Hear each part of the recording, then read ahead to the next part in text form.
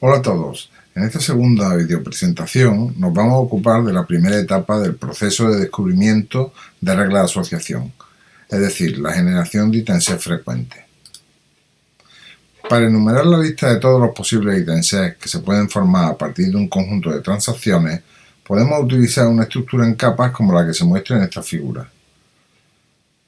Como podéis comprobar, se arranca de un ítem set vacío, el que se ha denominado null. Para obtener los ítems de tamaño 1, añadiríamos un ítem a ese ítem set vacío. Como tenemos un conjunto de 5 ítems distintos, tendremos 5 posibles ítems que están formados respectivamente por cada uno de los ítems del conjunto.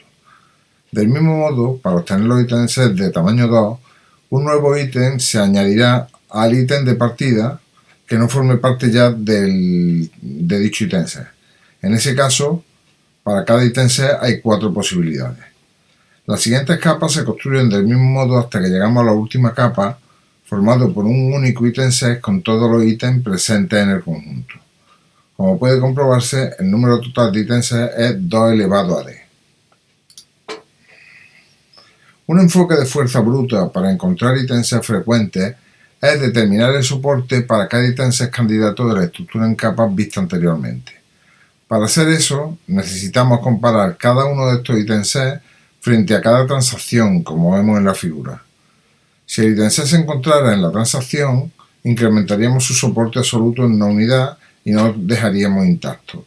Por ejemplo, el ítem bread milk tendrá un soporte absoluto de 3 porque será incrementado cuando se compara con las transacciones 1, 4 y 5. Desde un punto de vista computacional, este enfoque es muy costoso, dado que su complejidad es de orden n por m por w, donde n es el conjunto de transacciones, w es el tamaño máximo de una transacción y m el número de ítems. Y recordemos que m ya es 2 elevado a d. Por esta razón necesitamos buscar formas de reducir este coste computacional. Hay varias formas de reducir la complejidad computacional en la generación de ítems frecuentes. Por una parte, podemos reducir el número de ítems candidatos. Como veremos a continuación, el principio a priori es una forma efectiva de eliminar ítems candidatos sin tener que calcular sus valores de soporte. También podemos reducir el número de comparaciones. En lugar de comprobar cada ítem con cada transacción, podemos reducir el número de comparaciones usando estructuras de datos más avanzadas, bien para almacenar los ítems candidatos o para comprimir el conjunto de datos. En esta presentación nos ocuparemos un poco de este tema, al que volveremos en otra videopresentación cuando hablemos del algoritmo FPGROW. Por último, existen algoritmos especializados que permiten reducir el número de transacciones, como el algoritmo de HP y los denominados algoritmos de minería vertical.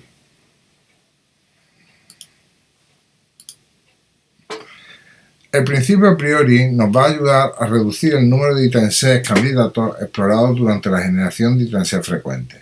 Este principio indica que cuando un conjunto de ítems es frecuente, también lo son todos sus subconjuntos.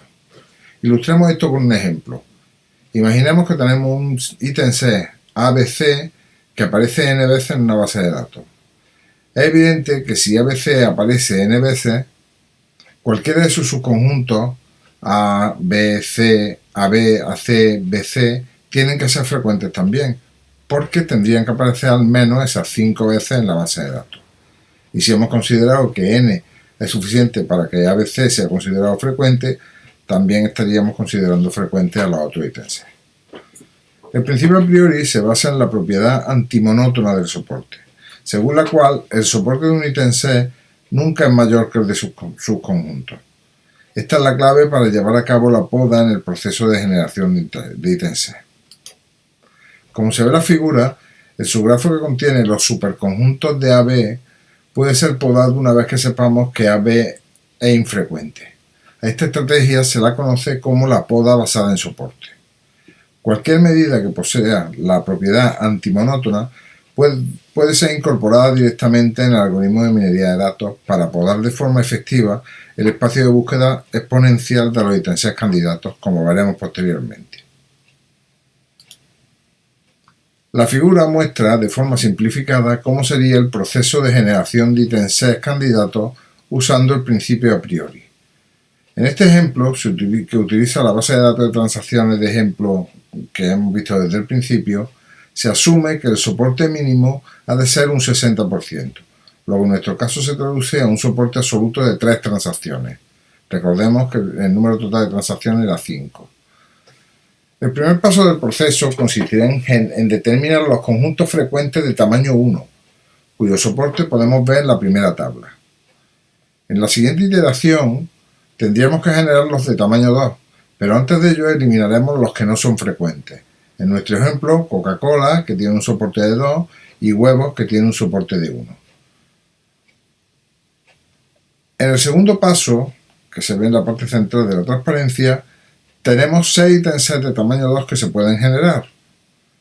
Podemos comprobar que 2 de estos conjuntos son infrecuentes y por tanto no se utilizarían en la siguiente iteración, en la que se generarán los ítems de tamaño 3. El único ítem frecuente de tamaño 3 es el que está formado por pan, leche, pañales. Y en este ejemplo concreto no hay posibilidad de generar ítems frecuentes de tamaños mayores. La efectividad de esta estrategia es más que evidente. Si no hubiéramos aplicado el principio a priori, en las 3 iteraciones habríamos tenido que generar 6 ítems, luego 15 y luego 20, lo que nos hubiera llevado a generar 41 ítems. Sin embargo, aplicando la estrategia a priori, este número desciende a 6 en la primera iteración, 6 en la segunda y 1 en la tercera, lo que nos lleva a un total de 13. La figura muestra el pseudocódigo simplificado del algoritmo a priori. Como puede comprobarse, el primer paso consiste en obtener los ítems frecuentes de tamaño 1. A partir de ahí entramos en un ciclo iterativo en el que se van obteniendo los ítems de tamaño K+1 a partir de los existentes de tamaño K. Y después se llevará a cabo el filtrado de los que no son frecuentes. Este bucle finalizará cuando no queden nuevos ítems frecuentes. Para determinar el soporte de cada uno de los ítems candidatos, la opción más básica sería comparar cada transacción frente a un ítem candidato como se mostraba en la transparencia 2. Sin embargo, este enfoque es muy costoso desde un punto de vista computacional, especialmente cuando el número de transacciones y de ítems candidatos es grande. Una alternativa a este enfoque consiste en utilizar un árbol hash para almacenar los ítems candidatos y una vez construido, utilizarlo para llevar a cabo el conteo de candidatos de una forma mucho más eficiente. La transparencia muestra cómo sería esta estructura de árbol y dónde se almacenan los diferentes ítems para una determinada función hash. Para poder construir un árbol necesitaremos dicha función, en nuestro caso una muy sencilla, que pone en la primera rama los números 1, 4, 7, en la segunda los números 2, 5, 8 y en la tercera los números 3, 6, 9 y un tamaño máximo de hoja, que es el número máximo de ítems que se almacenan en un nodo hoja. Para clarificar cómo se construye el árbol, veamos el proceso de construcción con más detenimiento. En un primer paso, la función hash se aplica sobre el primer elemento de cada ítem, con lo que obtenemos 3 grupos, los que empiezan por 1, 4 o 7, los que empiezan por 2, 5 u 8 y los que empiezan por 3, 6, 9. Como puede comprobarse, los grupos 1 y 3 tienen un número de ítems mayor que el máximo permitido por nodo, a diferencia del segundo grupo que solo tiene 2 ítems.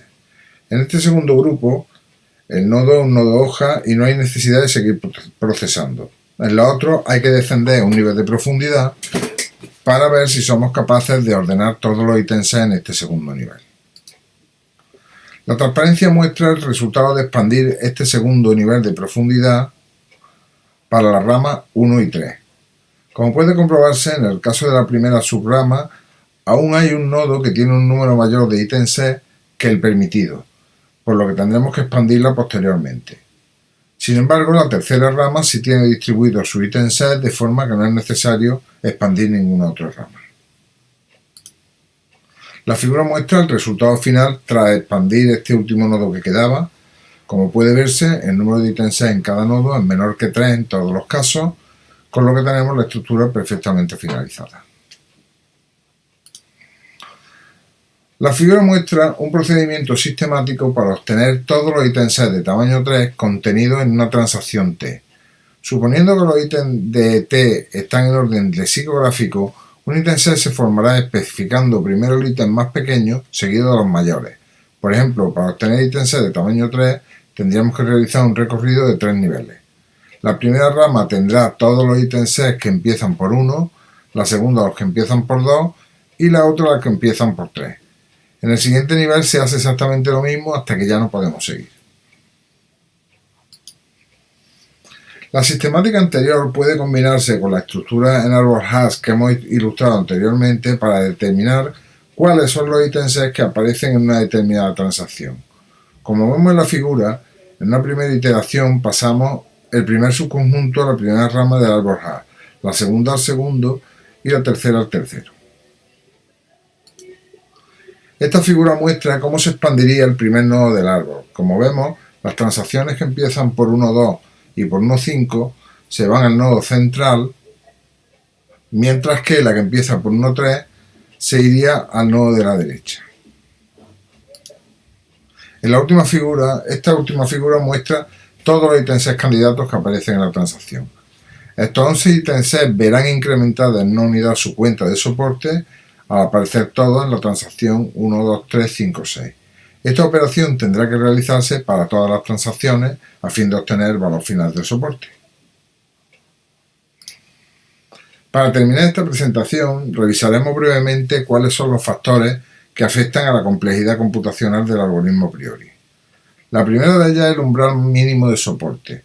Está claro que mientras mayor sea este, menor será el número de ítems que se filtrarán y, en consecuencia, el número de ítems candidatos, así como la longitud máxima de los ítems.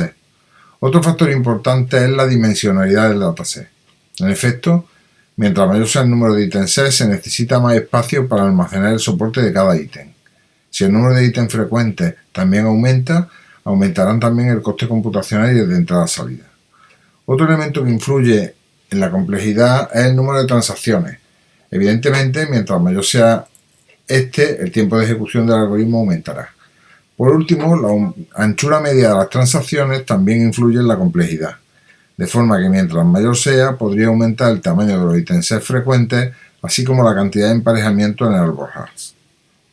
Bien, con esto hemos estudiado la primera parte del proceso de obtención de reglas de asociación. Sin embargo, hay algunos aspectos interesantes de esta fase que aún no se han tratado. Por ejemplo, en la próxima presentación analizaremos algunas formas de representar los ítems descubiertos de un modo compacto, con la idea de ahorrar espacio, una cuestión muy necesaria en este tipo de algoritmos.